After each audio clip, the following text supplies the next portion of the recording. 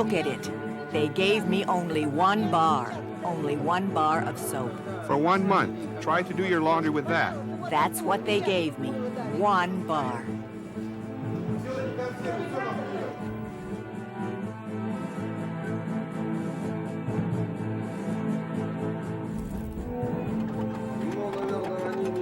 They don't trust me simply because during so many years of collective agriculture, the peasants have been lied to.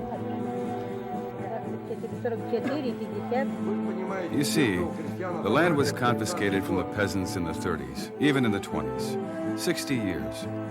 So the new generation never owned the land. The land has become alien to them.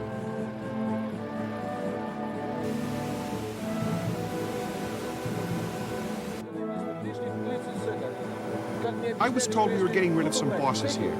Shouldn't we then get rid of a few apparatchiks up there in Moscow?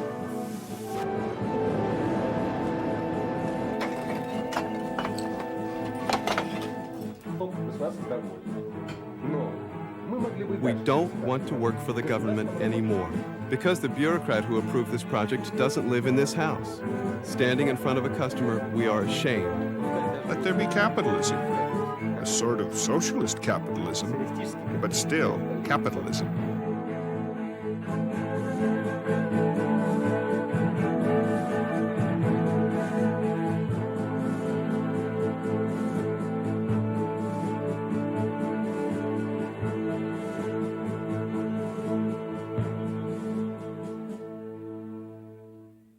Major funding for this series provided by the Corporation for Public Broadcasting, Public Television Viewers, Ford Foundation, Carnegie Corporation of New York, Charles E. Culpeper Foundation, W. Alton Jones Foundation, and the John D. and Catherine T. MacArthur Foundation.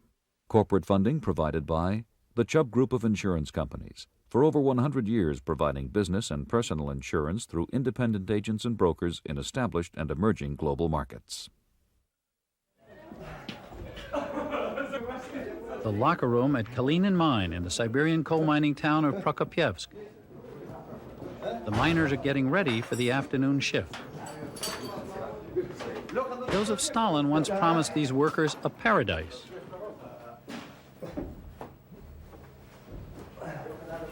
But today they call it hell.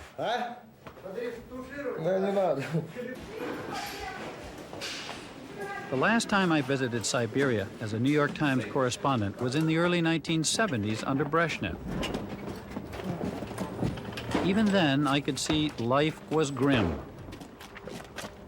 But people were still silent.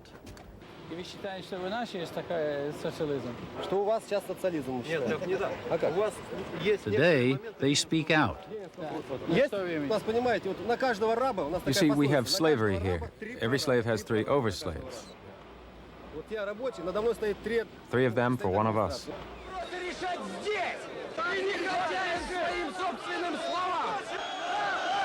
In the summer of 1989, 30,000 Siberian coal miners went on strike.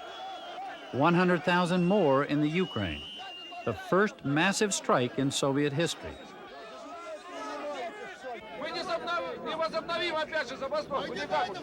Civic rage over the revolution's unkept promises. In 1985, Mikhail Gorbachev came to power, admitting what these workers already knew too well. The Soviet economy was in shambles. He launched his plan to modernize the system by curbing central planners and introducing a touch of capitalism. He called it Perestroika, the reconstruction, and he made it a test of his leadership.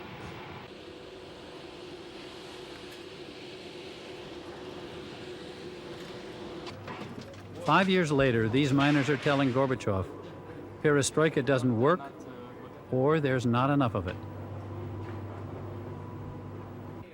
So I went to find out what went wrong and why.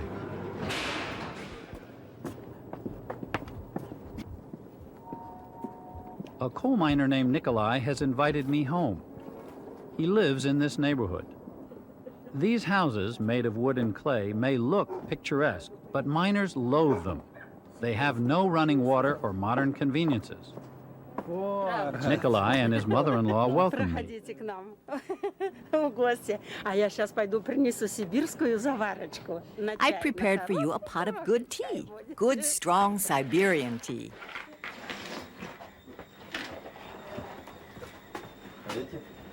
Прекрасно.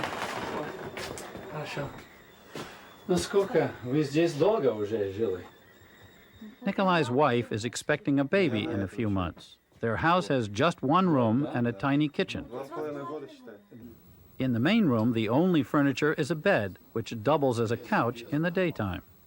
In Soviet mining towns, the mines are the main source of housing. Around 20 to 25,000 people in the city are on a waiting list. At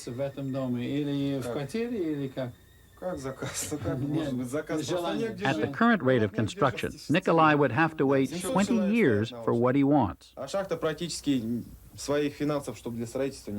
Nikolai and his family want to show me the local grocery store. During the strike, the government promised 50 tons of additional meat. But 3 months later, Nikolai tells me, the local grocery store still has none. There is some fish in the store, but people are buying it to feed their pigs.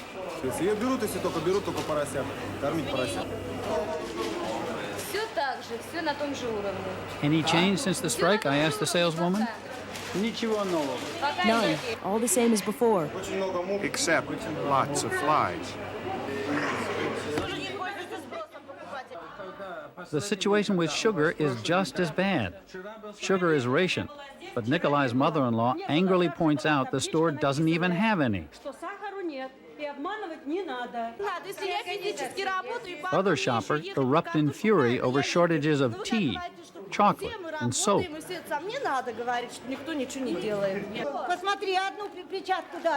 They gave me only one bar of soap. Try to do your laundry with that for the whole month. Let me take it out. That's what they gave me. One bar. There is no excuse for this. Nothing to defend. And we are talking about Perestroika. I only defend my people. I only defend my country. You all know we have Perestroika and glasnost. Wait a minute. We have freedom of speech. Do we have glasnost or not? Nikolai and the strike committee are convinced the store is hiding choice items in its warehouse. He demands to see it. He accuses the manager of filling the trunks of party big shots. Why does everybody wipe their feet on us? We are not responsible for shortages. So tell me, who is? We are telling you, but you don't believe us. We are telling you something and you twist it around. During the strike, we checked the license plates and found out everything. What did you find out? Did you go to people's houses? Have you found food from this warehouse? A typical blow-up in a typical Soviet food store. Helpless people in a futile argument. The simple truth is, not enough food is available in the entire country. Much rots in the fields or in storage. It is a haunting symptom of decades of agricultural failure. This is the land that hardly feeds its people. Before the revolution, land reform created 17 million private farms in Russia, and the country became the world's leading exporter of grain. Then Stalin nationalized the land and imposed collective agriculture, and the USSR became the world's #1 importer of grain. For 25 years, these women have been distributing state-baked bread to the villages near Yaroslavl, 200 miles north of Moscow. Here lived the last farmers of Russia who lost their land to Soviet power. These women are their daughters.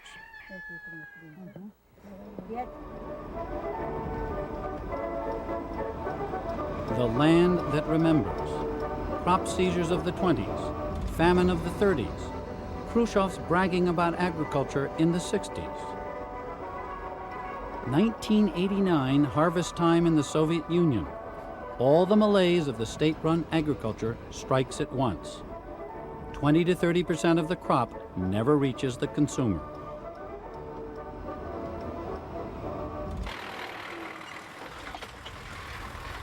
When the state finishes its harvest, the people's harvest begins. Years back, it was called stealing from the state. Today, it's a fact of life.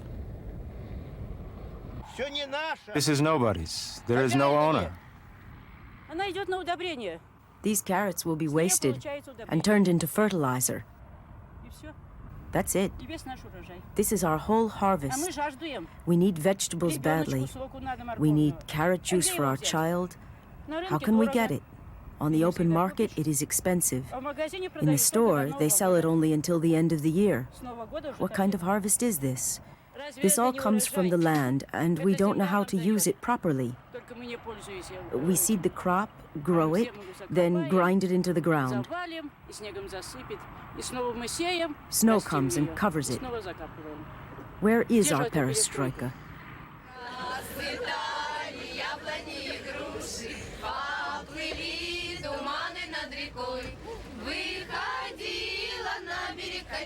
There would be no harvest in the Soviet Union without these volunteers, because so many people have left the countryside for the cities. These young people are the Soviet equivalent of our migrant workers. The difference is that the 6 weeks they spend at a state farm is part of their curriculum.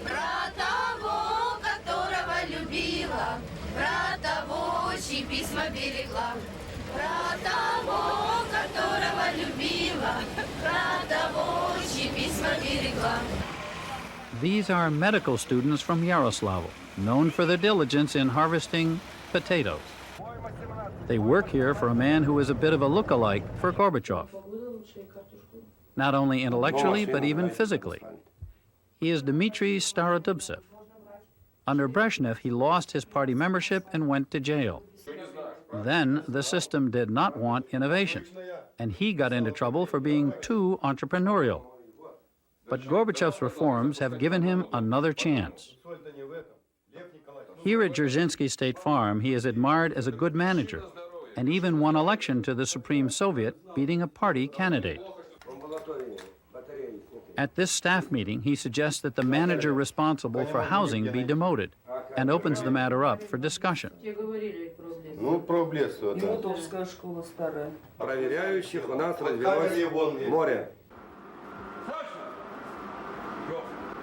One reason for removing the manager is that it's already mid-October and there's no heat.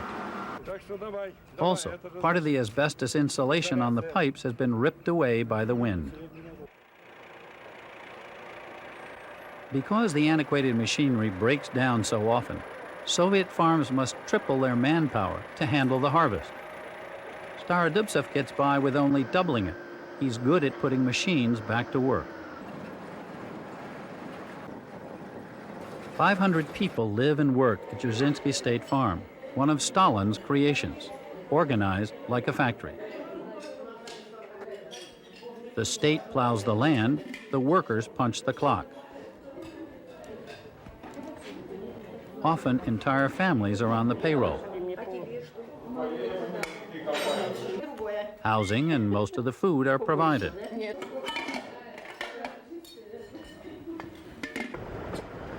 But the new boss is not happy with the old way of doing things.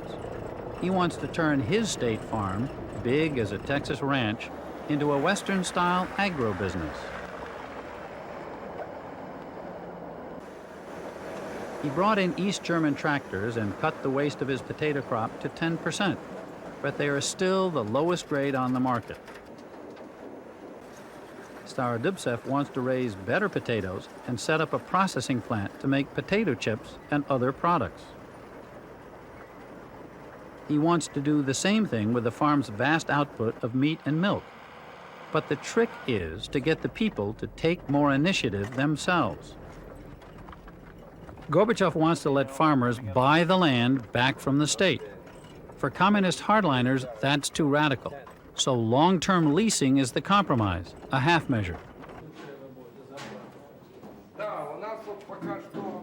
The idea is that they lease the livestock from us.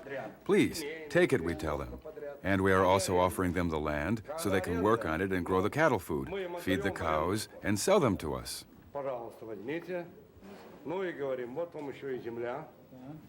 Starodubtsev has approached his best people with the idea. He started with the family which has the best results in cattle raising. To lease it means I have to work on this land myself. But if the weather is nasty or something, how will I manage? What if I do not have enough feed for my cows? What if I do not have enough strength?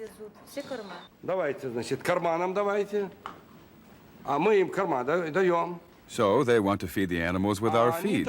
They find this more convenient. But isn't this too much of a risk for them? Exactly right. Another example is Orlov, whom I told you about. He is a good professional who knows the machinery and knows how to grow and harvest potatoes. He has a large family. I made him an offer. Comrade Orlov leased the land and the machinery. We will give you the seeds and fertilizers. Grow potatoes and sell them to us. He tells me, I'll think about it. Then he thought about it and says, no, I won't take it. I asked him why. He says, no rain, no potatoes, and adds, you are paying me a salary, right? I say, right. If I lease from you and there is no rain, I would still have to work. But who will pay me? I have a loss, and then there will be nothing to eat.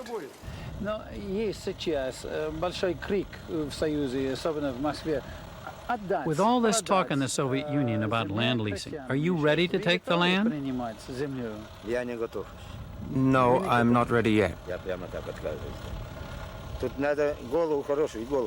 I don't have the right head for it. I'm not educated enough. It's easy to take it, but you have to take good care of it. It would be nice to be a farmer. Everything would be clean around here with no junk machinery. What conditions are the most important for you to make it profitable? What conditions? Conditions which will help me grow more and to sell for more money. All sorts of contracts are needed. To lease or not to lease has become the Orlov family dilemma.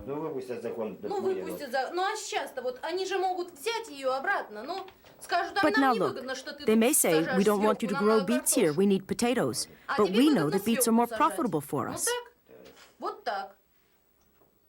Then they might say, if you don't want, that's okay, we'll take our land back. So what kind of lease will it be? I am just waiting for his retirement in 2 more years. I can't wait until he enjoys himself, sitting on the sofa next to me. We have already been on the waiting list for a car for 5 years. My father is not able to buy a car. A hero worker with no car. And he cannot buy a car. If the machinery and everything is ours, then I'll call it a real lease. It means we plow, harvest, and seed the ground, and then we sell our crop. People who lease the land need some assurances. Since we would have to set our own prices, what if the state farm refuses to buy potatoes at those prices? You see, in your country, you know how to do it. So maybe we should first visit you and see how you handle it. Well, in your country, you have all kinds of farmers. They buy the land and become their own bosses. It should also be like that here, but we don't know yet how to go about it. The next morning, I asked Starodubtsev why the farm workers don't trust him. They don't trust me simply because during so many years of collective agriculture, the peasants have been lied to. As a result, they developed a general distrust, which they now direct toward me. But I tell them, take it, please. We'll help you. We'll create proper working conditions for you. Take it. They are afraid. Today we have Starodubtsev, they say, and what if someone else will replace him tomorrow? Today Gorbachev is in charge of the country, tomorrow Gorbachev may disappear, and the attitude towards leasing may change and we will be broke. In other words, our people do not believe in tomorrow. As someone who was sent to prison, you yourself, do you now believe in the system? All my life I believed that one day there would be democracy in our country and that it would be based on deeds, not on slogans. That laws would be made not against, but for the people. I believe such times have arrived. Especially as an elected official, I have this feeling. I'll fight for laws promoting truth and trust among people. I want this word, gentleman, to be established in our country too. So when a man gives his word to someone, it becomes an unwritten law. You see, the land was confiscated from the peasants in the 30s, even in the 20s, 60 years. So the new generation never owned the land. The land has become alien to them. The livestock he's willing to take. To breed the animals, that's okay. But the land, he's afraid of it. Our people have lost feeling for the land.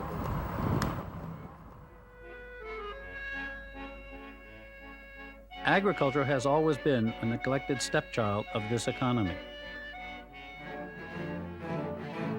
But heavy industry was always a Soviet pride, and throwing up massive plants far from Moscow became a trademark of Soviet socialism. The goal was to surpass the world in steel, oil, machine building. Here in Sverdlovsk, 2,000 miles east of Moscow, a gigantic plant for heavy machinery was built from scratch in 1933. They called it Uralmash, the Ural machine building plant, an industrial legend celebrated in poems and songs.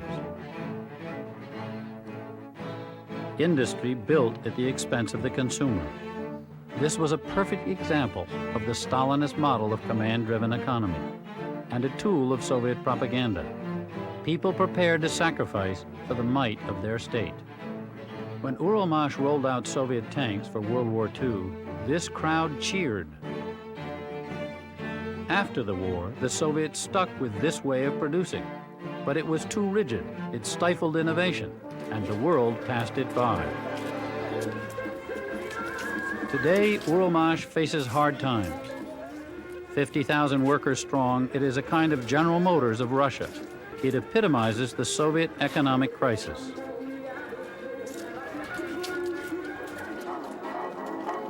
The era of the hero worker is long gone. These workers are no longer willing to sacrifice for the state. Uralmash is bleeding. Nearly 5,000 people, 10% of its workforce, have left in the past year or so. The new Soviet workers are looking for greener pastures.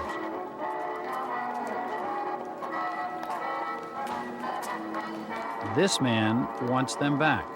He is Igor Stroganov, General Director of Uralmash.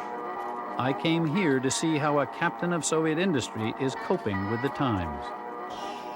A few years back, Prime Minister Nikolai Ryzhkov, supreme boss of the Soviet economy, sat in this same chair.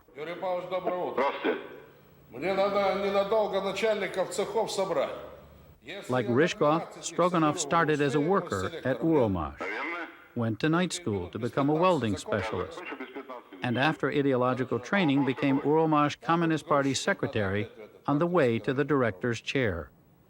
This is the man with the mandate to bring Perestroika to Uralmash. For decades, industrial managers like Stroganov were puppets of central planners. Now, Gorbachev tells them, be your own boss, keep your profits, do your own investments. He promises them freedom and insists, make your plant efficient. It is a mighty assignment. Uralmash virtually monopolizes the manufacture of most essential heavy machinery in the USSR. giant mining excavators, oil drilling equipment, turbines, presses for iron and steel. Most of these products are unprofitable for Uralmaj.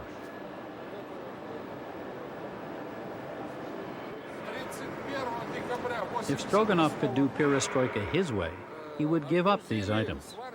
He would rather make more small machines and sell them abroad for dollars, yen, and marks, hard currency. But central planners still make him produce too many big excavators and sell them at home for rubles, claiming that other Soviet industries would collapse without them. That's his catch-22. In the beginning, we were given full independence in foreign trade. We thought the gates were wide open, and we happily entered. And then it turned out the gates were blocked with a huge dam. We are not a small firm with 100, 150 employees. We are not a seedy enterprise, but a serious business with a huge inventory and customers in 42 countries. Our turnover is so big that we deserve to be trusted and be given special worldwide trade permission. At least 75% of our hard currency from foreign trade should be left with us.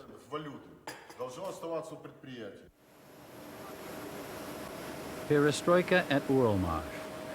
Stroganov wants to use his new managerial freedom to give his workers more incentives, increase their productivity, introduce profit sharing. Our situation with tools is tragic. One half of all drills are not there. All over the plant, Stroganov's economists try to make a good case for perestroika. But there are many more questions than answers. I was told we were getting rid of some bosses here. Shouldn't we then get rid of a few apparatchiks up there in Moscow? There are too many of them. The workers raise all sorts of dilemmas. What kind of self-management is it when the prices are still fixed by the state?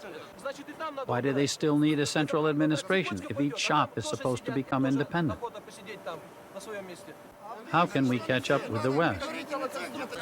What are we talking about, catching up with them, when we're 200 years behind? And we sit and wait. Our bosses sit in their butts, doing nothing. So perestroika is not working the way it should. There's still a crisis at the end of every month.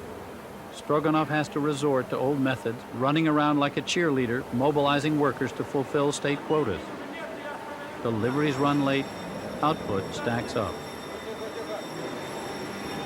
This is what we call unfinished production. The less time this stuff lies around here and the quicker it is delivered to the customer, the more profit for us. What are your main problems? I asked Stroganov. We have billions of problems. First, the shortage of manpower. But look, this is the second shift. He now has only enough workers to man 40% of the available machine tools. The third shift has even fewer workers, right? That's right. 10% of our machinery does not run full capacity because there are no orders from customers. About 60% of the machinery cannot be used because of a shortage of qualified workers. The rest of the machinery works normally.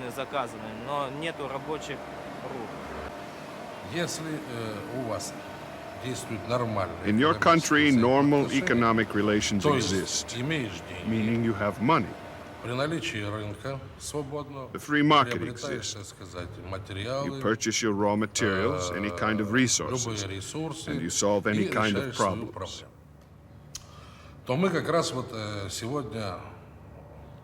We, on the other hand, in the era of perestroika, have to learn your lessons and, so to speak, establish a new mechanism of economic relation. Because now, even if I have necessary means for the development of the enterprise, I am not free to make decisions because of the old mechanism of control. I cannot freely buy my supplies myself without state control. One way or another, the state decides 95% of Stroganov's output. To produce what he wants, he needs raw materials, but only the state has them. So he has to produce what the state wants. Catch-22 again, and since nobody can get rich on the state's fixed prices, Uralmash stagnates, and its workers leave. Uralmash was called the father of Soviet machine building. Like a good father, it provided half a city of subsidized housing for its workers. The father, once praised, is now being blamed.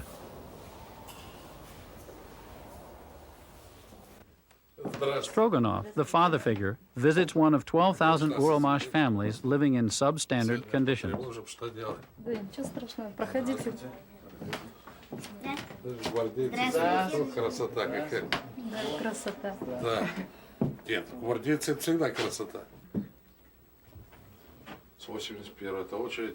These two parents and their two children live in one dorm-like room.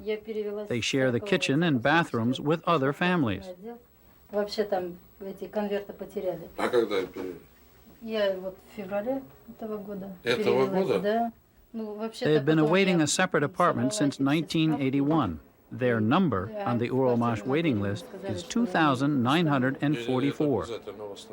Ну, предварительная моя очередь 2944. 3 more years of waiting if everything goes well. What is your dream for living conditions, I asked them. Just a normal apartment, they say. 2 rooms, 1 for us, 1 for the kids. This family intends to stick with Uralmash, but a steady stream is quitting. Of the workers who leave, 12% cite low wages, 20% bad working conditions, and 40% inadequate housing.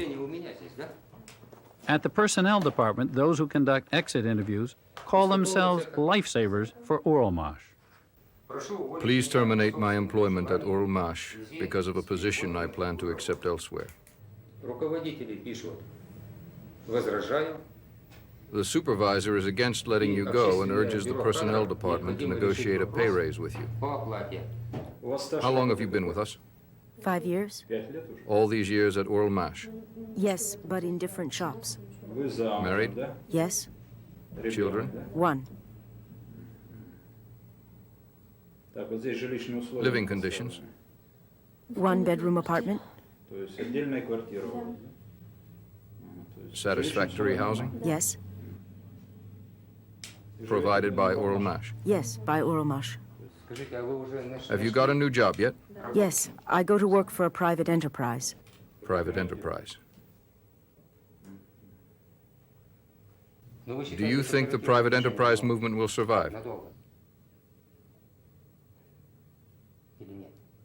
Wait a minute. You shouldn't put the question that way. Are you going to have a very flexible work schedule at the new job, or not very flexible? Well, there, it all depends on my productivity. The more I do, the more I make. So that means it is very flexible. Well, it looks like the factory lost another worker. Да, добрый день. Эпара-папа. Ну давай подъезжай, тут сегодня день такой. To stem the departure of his workers, Stroganov wants to use some of his profits to build new housing for them. But in the Soviet system, money is not enough to build a building. Regional authorities control all the resources: manpower, equipment, bricks, and mortar. They must approve every big construction request. Stroganov learns from his construction manager that 1/2 of his 30 million ruble building request has been turned down.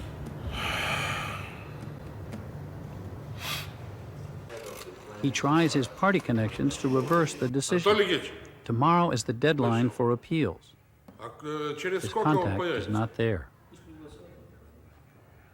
Вот так, да? Ну, спасибо. Вышел. He's gone out.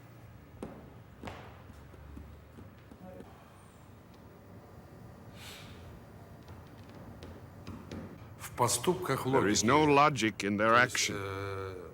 Ну, сегодня для того, чтобы порешать вот ту проблему. All our problems today are related to the low level of social services for our workers. Впереди капитального строительства. Housing and the provision of cultural services. Ну, сократили I can understand the reduction of our industrial construction in the light of recent economic decisions. But to deny our request for housing makes no sense at all.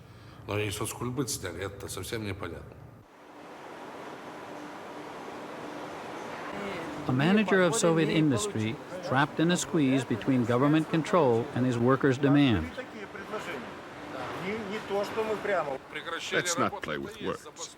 Shortening the working time, it is a strike. An old smokestack industry crying for reconstruction. What to do with this aging, muscle-bound giant? Where to squeeze? Where to expand? The Japanese offered a $100 million loan to modernize this old shop and go into partnership. But Moscow refused to put up matching money. Stroganov did not have his own dollars or yen, and he had to let the deal slip through his fingers.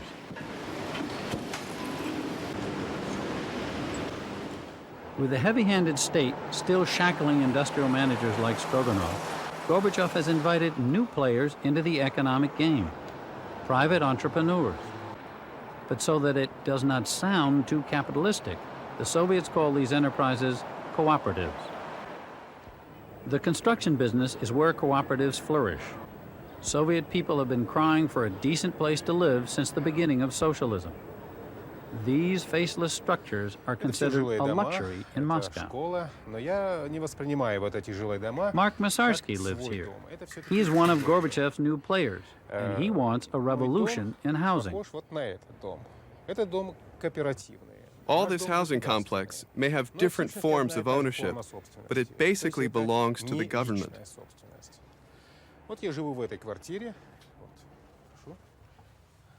This is my apartment, but I don't own it. It belongs to the state. However, this is my own wife. Her name is Ola. This is my little son, Yannick. Of course, he thinks this is his home. But I don't consider this home as our own. We didn't pay for this apartment, and I want to buy my house. That's how the concept own your own home came to my mind. This West European one-family housing design served as a model for my program. This is not the first time Masarsky tried to make capitalism live side by side with socialism. During the Khrushchev era, he belonged to an experimental group which collectively operated a Siberian gold mine. That experiment died under Brezhnev.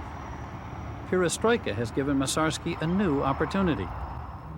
When the government announced that up to 40% of all Soviet construction could be built privately, Masarsky asked for a 1 million ruble state loan and purchased this dilapidated brick factory on the outskirts of Novgorod near Leningrad. 4 years ago, barbed wire fenced this brick factory. Prisoners worked here. 350 of them used to produce about 12 million bricks a year. With new equipment, Masarsky has nearly doubled production with just 90 workers. With these bricks, he wants to build his dream houses.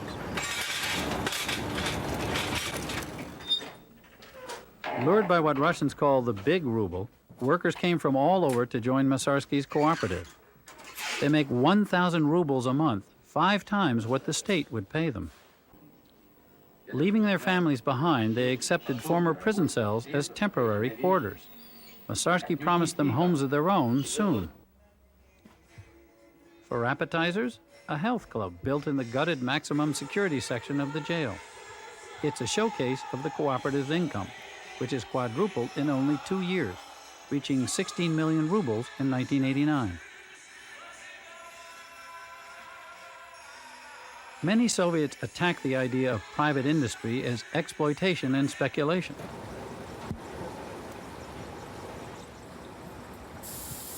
So I asked Masarsky about the risks of operating in a communist state. The idea is that we combine an employer and an employee as a shareholder. We do not have a policy of hiring people. That's the first risk. Second, we create a free market inside an economy without a market. We are private businessmen, but everybody around us is restricted by state orders. The third risk is the social and political one. Some people do not believe in Perestroika. But for me, it's the only chance. After this, I will not have another chance. I am 49, and this is my swan song. 3 years ago, no co-ops existed. But Gorbachev passed a co-op law, and now there are more than 5 million people in the growing private sector, with total turnover of more than 40 billion rubles a year, but still a small portion of the whole economy. Altogether, Masarsky has 800 workers. Each of them has a share in the business. Some build highways, some build houses, some make bricks. He calls his enterprise socialist capitalism, and he likes to quote Lenin, who tried cooperatives in the 1920s and who said that socialism is a society of civilized cooperators. Masarsky considers it civilized that his salary is only 2.5 times the pay of a worker. At this meeting of the co-op, Masarsky is giving his workers advice on what to do with their extra money. Housing prices will go up, so anybody who owns a house or apartment makes a good investment. Masarsky sounds like a market analyst, yet he operates in a country where there is no market. Bricks are in short supply, so he uses them to barter for equipment and supplies. But no one has enough lumber for him. All the lumber in Novgorod is under the thumb of this man, Alexander Bokhan, state supervisor of timber. Masarsky once leased one of Bokhan's lumber mills, but the state demanded almost all the output and left no lumber for his dream houses. So he gave up the lumber mill. Now he's back trying to cut a better deal, a partnership. At the moment, we are limited by the state orders. There is no solution for his situation. They will fire me if I do not fulfill the state plan. I have no other way except of doing what I am told to do. In order to give him lumber, I would have to produce more, but I do not have either human or technological resources. So I push Bokhan, suggesting that since there is Perestroika, maybe he can ask Moscow for more flexibility. But he laughs. Everything is possible if they untie my hands. So it's not possible here? You are right. So far, it is impossible. In the quantities he needs, it is impossible. Yes, I have a big appetite for wood. This is the lumber mill they have been talking about. Bokhan complains about his lack of resources, but Masarsky used to have 100 men at work here. Since he turned it back to Bokhan and the state, production has almost stopped. The state is a monopolist, not capable of taking advantage of its wealth, because nobody wants to work for them. We have workers. Combining his resources and my skills, we could have a treasure here. Leasing is not a solution. We should own this business. This lumber should find its way to a marketplace. Owned by the state, it lays dormant. It belongs to everybody and nobody. The state and I, we are like two fighters. His feet are stable, he stands firmly on the ground, he has resources, but his hands are tied. I can do with my hands whatever I want, but I stand only on one leg. But I need two. One is brick, one is lumber. With only one, I cannot make it.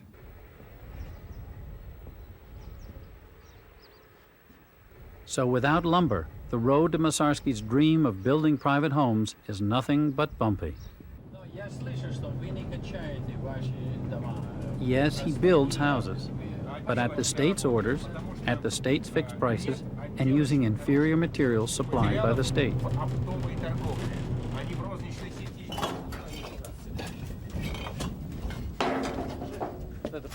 Yuri Kaplan is Masarsky's chief engineer. Construction elements are soaking wet and soggy. We have nothing to cover them with. The roofing material never comes on time. Windows made of raw green wood eventually dry and warp. It's hard to put in the glass. It takes a lot of effort to make the window right. It takes lots of manual labor. Typical of Soviet housing, these houses were paid for by the Ministry of Irrigation, which rents them cheaply to its local workers. These are brand new houses, but there's a hitch. Masarsky's builders can only rough finish them. The shortage of finishing materials is so severe that even a powerful ministry cannot obtain them for its own project. The solution? Give the new occupant a token sum and let him finish the job. The ceilings are a disaster. When you walk in the attic, you feel them wobble. As for painting, before we could do it properly, my wife and I had to smooth the walls by gluing newspapers on them. How about the floor? Well, the floor doesn't seem very sturdy either. Unfortunately, I can't open the basement now to show you. The floors aren't steady. Fungus is growing under them in the basement. It's very wet there. How long will this house last? I don't know. We won't build these houses anymore. We refuse to continue working on this kind of project, although it seems very easy to do. It's made of prefab sections. A year ago, we were tempted by the simplicity of this design, but then we realized, look, he's not my customer. I never met him before. My customer is the state. The state ordered this house. The state approved it, and the state is pleased. We could have continued this arrangement with the state, but we don't want to work for the government anymore. Standing in front of a customer, we are ashamed, because the bureaucrat who approved this project doesn't live in this house. Do you think you could build better houses, let's say, for him directly? If he pays me, of course. And how much would it cost? Whatever the actual cost will be. According to the contract. Nobody is happy with this. I'm not happy, the renter's not happy. I'm not happy. And I'm saying the state should not be happy. But he corrects me. I say the state is happy, all right. They've decided that before the year 2000, each of their workers gets an apartment or a house. So here, 10 families got housing. But the state doesn't care whether the families are happy or not. They made a check, filled the square. He lived in one room with a family of 3. He didn't have any choice. He was given this house and he took it. So we have to change the customer.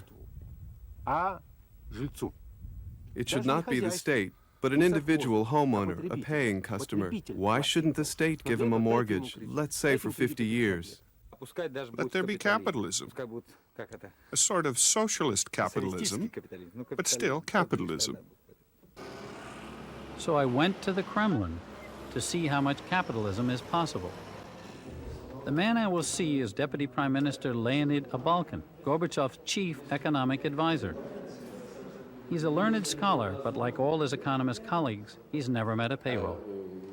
I tell Abalkin about all the complaints we have heard from people who want to make the economy work more efficiently.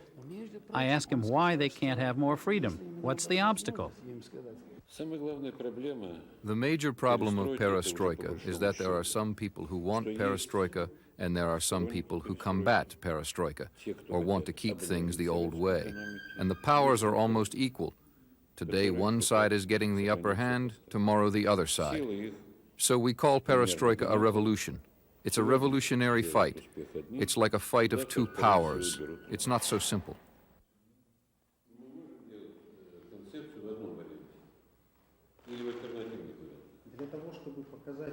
Abalkin has scheduled a meeting with his advisors. They let us listen to their debate about the pace of reform. Выйти с предложением по какому-то одному варианту или дать все-таки для обсуждения сопоставления альтернативных подходов? We see very limited time for changes. Also, we have to consider the experience of small socialist countries.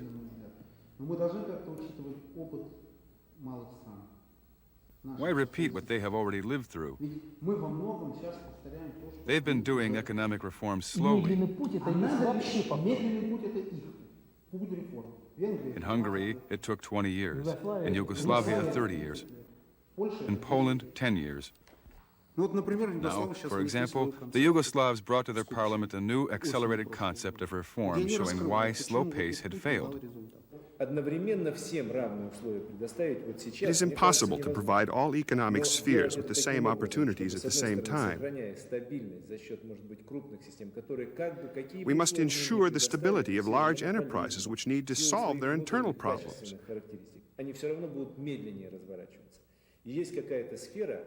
But in finances, which is the blood circulation of the entire economy, we need a more radical approach.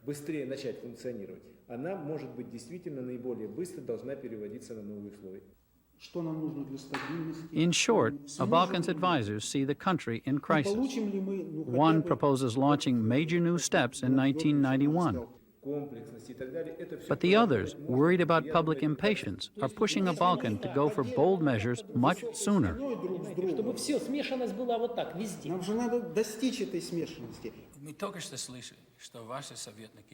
I've just heard your young economists saying that you have to take large steps forward at once, not go slowly. Are you going to do that? Well, maybe because I am older than them, I suppose that we should make these steps cautiously. When I enter an unknown territory and when I take my first steps, I first have to make one step, feel the solid ground under my feet, and only after I am sure that I won't slip into the swamp, then I'll take my second step. When my foot feels the solid ground again, I should make my third step. We are living now in a highly charged social situation. We have no right to make a mistake. Our society won't tolerate a government which makes such mistakes. Have mistakes not already been made? Well, I have to make efforts, and that's my role here. That's why I was transferred from science to the government, so there will be no more mistakes. You can provoke social unrest and strikes by some careless actions.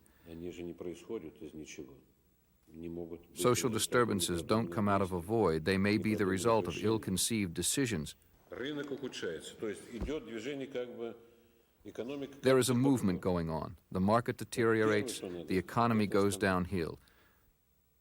So the first thing we must do is to slow down the reform so the economy will not slide further. After we stop, then maybe we should not climb up the hill immediately, but after a while. What specifically do you want to stop? To stop the worsening of the economic situation in the country, to stop the budget deficit, to stop the imbalance in the consumer market. That's what must be stopped, the economic downturn. Will this message play out here in Siberia, where the miners want to see the fruits of their strike and a payoff from 5 years of Gorbachev? This is the kind of place where sparks fly. I meet with the miners around the statue of Lenin at the Kalinin mine in Prokopyevsk. There is talk of another strike to make the government deliver, of taking over local control of the mines. One way or another, we want to be owners of the coal mines. Let's say in the form of shareholding. We would hire the management and set aside a certain percentage of the profits for the administration. The rest of the profit will be distributed among us. Nothing will change if we do not get rid of the supremacy of the Communist Party. But who is the party? You and I, we are the party. Let's make sure the right people run the party, and things will change. No, they won't. All the party wants is our dues, nothing else. Not true. It wants your voice. But we don't have a voice yet. It's only been 4 years since we began to speak. 4 years is nothing. In America, 200 years after the revolution, they still have big problems to solve. In America, a capitalist closes down the mine when it's not profitable, right? But isn't it true that after 10 years of working underground, an American miner can support his family for the rest of his life? Isn't that true? Here, he's been working for 23 years. I've been working for 16 years. Come to our apartment. There is nothing there. Nothing but illnesses, broken bones, and scars all over my body. All talk, no results, they say. I heard that refrain on my travels from Siberia to Moscow. I saw a few bright spots, a bit of private enterprise, a handful of daring industrial managers and farmers, but all this lost in a sea of troubles, shortages, inflation. Perestroika is choking. The economy was the reason for Gorbachev's rise to power. It will be the ultimate test of his success. So far, he has tried only half measures, shying away from radical reforms. He seems afraid that bolder steps will cause unemployment, factories shutting down, or food riots and a popular backlash. But unless he is more daring, he will not be able to lift his country out of its economic crisis. Is he still too wedded to the old system? Has the complexity of Perestroika outgrown its creator? Or is it simply that nobody has yet found the path from a centralized to a market economy and completed the journey? This is Hedrick Smith. In our next program, Nationalities. Can Gorbachev hold the Soviet state together against nationalist tensions in Central Asia, the Caucasus, and the Baltics?